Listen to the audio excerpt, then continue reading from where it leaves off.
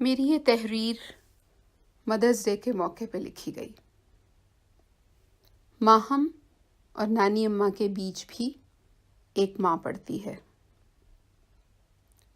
وہ دروازے پہ کھڑا تھا، ہاتھوں میں پھولوں کا رنگ برنگا گلدستہ اور کارڈ تھامے، اور پھول مہکتے تھے۔ پھول خالق کائنات کی جمالیات کا عکس۔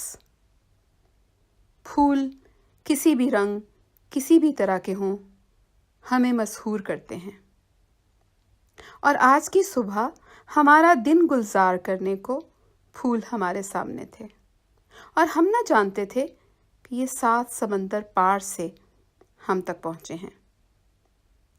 کوریئر سروس پہ دستخط کیے اور بے چینی سے کارڈ کھولا۔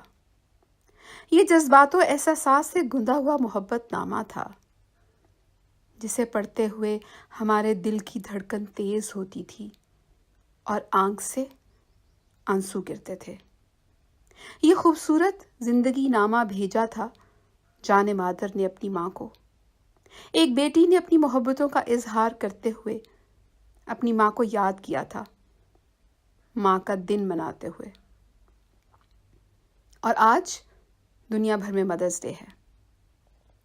کچھ برسوں سے یہ چلن ہو چلا ہے کہ دنیا بھر میں کچھ دن مخصوص کیے جاتے ہیں کچھ ہستیوں کے نام، اور اس دن خاص طور پہ ان کو یاد کیا جاتا ہے، تحفے دیے جاتے ہیں، اور یہ بتایا جاتا ہے کہ اس شخص کا ہمارے دل میں کیا مقام ہے۔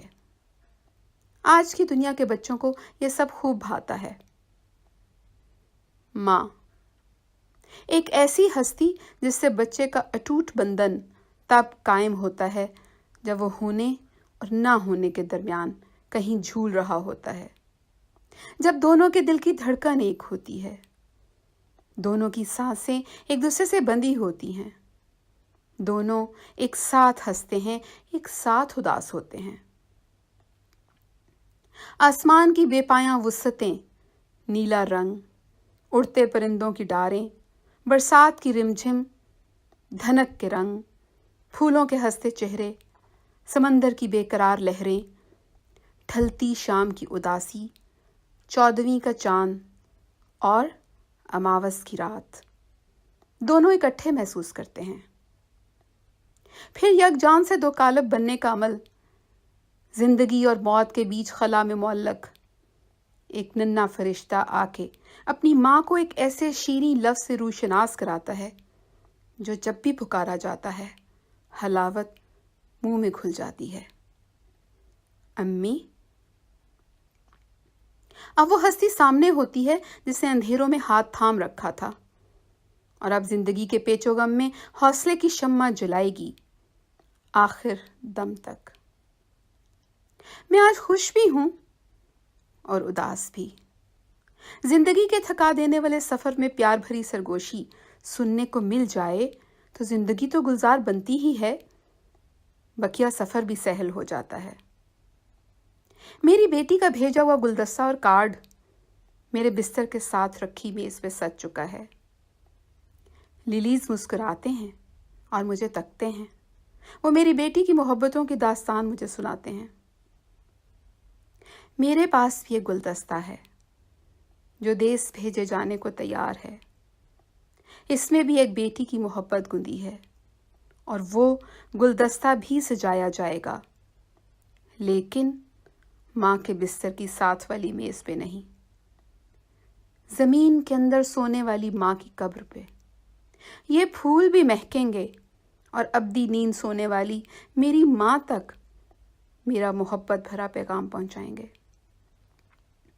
میری بیٹی اور اس کی نانی اماں کے بیچ بھی ایک ماں پڑتی ہے، جس کی ایک مٹھی بند ہے اور دوسرا ہاتھ خالی ہے۔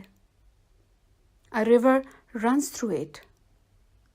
میری امی کی اس برس وفات کے بعد یہ پہلا مدرس ڈے ہے جب میں یہ شیرینی بھرا لفظ پکار کے کسی کو مخاطب نہیں کر سکتی۔ وہ کمرہ، وہ ویل چیئر خالی ہے جہاں میری ماں نے میری پکار پہ ہمیشہ مجھے جواب دیا۔ امی الزائمر کے باعث اپنی یادداشت مکمل طور پہ کھو چکی تھیں، اور اب ہم سب بہن بھائیوں کا پسندیدہ کھیل تھا، امی میں کون ہوں؟ وہ جواب ضرور دیتی، مگر اس میں بھی ان کا ماضی ہوتا، اور زیادہ تر ان کی اپنی ماں۔ زندگی کے سفر میں آخری سیڑھی پہ کھڑی ہوئی، دنیا و مافیا سے بے خبر کے لبوں پہ بھی ایک ہی لفظ تھا، ماں۔ میرے پاس ایک اور گلدستہ بھی ہے جو سجا ہے میری زندگی کی دو اہم ترین عورتوں کی مشترکہ یادوں سے، میری ماں اور میری بیٹی۔ میری بیٹی کو پہلا لمس دینے والی میری ماں، گھٹی چٹانے والی میری ماں۔ ماہم، میرا پہلا بچہ، اور ڈاکٹر ماں کا بچہ۔ ڈاکٹر بھی وہ جسے اپنا کیریئر بھی اتنا ہی عزیز جتنی کہ زندگی۔ سو اگر زندگی چلی تو کیریئر بھی ساتھ ساتھ۔ میں جب کوئی امتحان دیتی، کسی کانفرنس میں شرکت کرنے دوسرے ملک جاتی، ماہم امی کے پاس پہنچ جاتی۔ امی اسے سینے سے لگاتیں، ساتھ سلاتیں، نہلاتیں، دھلاتیں، خود جھک کے پاؤں میں موزے پہناتیں، اسکول بھیجتیں، خرچ کرنے کو پیسے دیتیں، اسکول واپسی پہ گیٹ پہ انتظار کرتی ملتیں، اس کی پسند کا کھانا بناتیں، اپنے ہاتھ سے کھلاتیں، لاڈ اٹھاتیں، اور کافی حد تک بگاڑ کے دوبارہ میرے حوالے کر دیتیں۔ مجھے اور امی کو ہمیشہ ایک دوسرے سے گلا رہا، ماہم کے حوالے سے۔ وہ ماہم کی ساری شکایتیں سن چکی ہوتی اور انہیں میری سختی کرنے کی عادت سخت بری لگتی، جبکہ مجھے ان کی ہر بات ماننے والی عادت سے کوفت ہوتی۔ اس پہ وہ فوراً کہتی، کیا میں نے تمہیں اس سختی سے پالا تھا؟ اگرچہ تم ایک انتہائی بدتمیز بچہ تھی۔ اس کے بعد وہ ماہم کو سارے قصے سناتی جب جب میری شرارتوں نے انہیں زج کیا تھا، اور وہ میری ضد ماننے پہ مجبور ہوئی تھیں، اور میرے تمام شوق پورے کرنے کے لیے کیا کچھ نہ کیا تھا۔ ماہم ان سارے قصوں کا استعمال بوقت ضرورت بدرجہ اتم کرتی۔ گئے سال دسمبر میں میری بیٹی نے مجھے بتایا کہ وہ چاہتی ہے کہ دسمبر کی چھٹیاں پاکستان میں گزارے۔ وہ اپنی نانی سے ملنے کی مشتاق تھی۔ وہ ان ہاتھوں کے لمس کو ایک دفعہ پھر محسوس کرنا چاہتی تھی، اور شاید میری ماں بھی یہی چاہتی تھی۔ جیسے شمع بجھنے سے پہلے بہت زور سے پھڑپھڑاتی ہے، شاید میری ماں اسی مقام پہ تھی، پر ہم نہیں جانتے تھے۔ ماہم آئی، نانی کے گلے لگی، اور وہی ہمارا پسندیدہ کھیل، نانی اماں میں کون ہوں؟